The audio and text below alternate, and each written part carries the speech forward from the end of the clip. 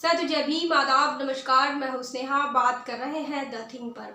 आने वाली 5 अगस्त 2020 को अयोध्या में राम मंदिर के भूमि पूजन का कार्यक्रम होना है और इस समारोह के लिए 200 साधु संतों को बुलाया गया है।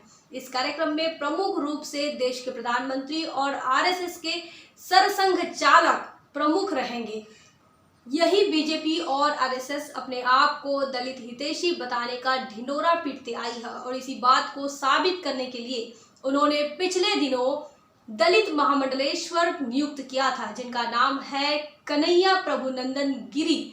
इनको उन्होंने महामंडलेश्वर नियुक्त किया था, लेकिन इन्हें अब इस भूमि पूजन समारोह में उन्होंने आमंत्रित नहीं किया है। इस बात को लेकर बहुजन समाज पार्टी की राष्ट्रीय अध्यक्षा बहन कुमारी मायावती जी इन्होंने बयान जारी किया है। उनका कहना है, दलित महामंडलेश्वर स्वामी कन्हैया प्रभुनंदन गिरी इनकी शिकायत के मद्देनजर अयोध्या में भूमि पूजन समारोह में यदि बुला लिया होता तो बेहतर होता। बहन मायावती जी का कहना है कि अगर उन्होंने बुला लिया होता तो जाति विहीन समाज के निर्माण को लेकर संवैधानिक एक मंशा जो है वो पूरी हो सकती थी, इस पर कुछ असर पड़ सकता था।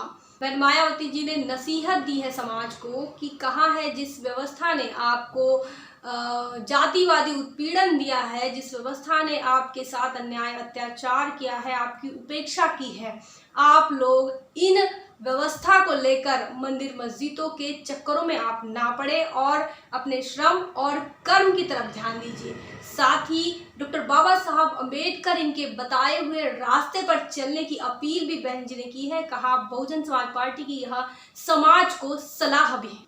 आने वाली 1 तारीख को बकरी ईद का त्यौहार है और इस पर भी बहन मायावती जी ने ट्वीट किया और कहा है कि पूरे देश के अंदर कोरोना महामारी को लेकर और कोरोना महामारी के चलते कैदियों की बढ़ती संख्या पर रोक लगाने के लिए, उनकी संख्या को कम करने के लिए एक आम राय देश में बनी है और इसी के चलते बहन जी का कहना है कि छोटे मोटे अपराधों को लेकर या फिर कोरोना नियमों के उल्लंघन को लेकर जिन कैदियों को कैद करके रखा है उन्हें भी रिहा कर दिया जाए।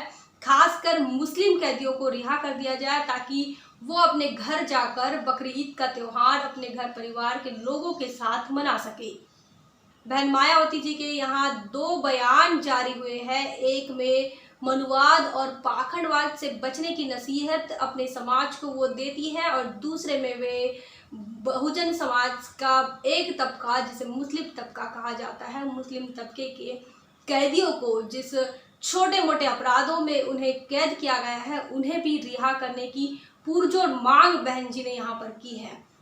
इस प्रकार की बहुजन समाज से जुड़ी खबरों को पाने के लिए हमारे YouTube चैनल को आप सब्सक्राइब करें, लाइक करें, कमेंट करें और शेयर करें। आपका एक सब्सक्राइब हमारी शक्ति बढ़ाता है, साथ ही मनुवादी मीडिया से लड़ने के लिए साहस प्रदान करता है।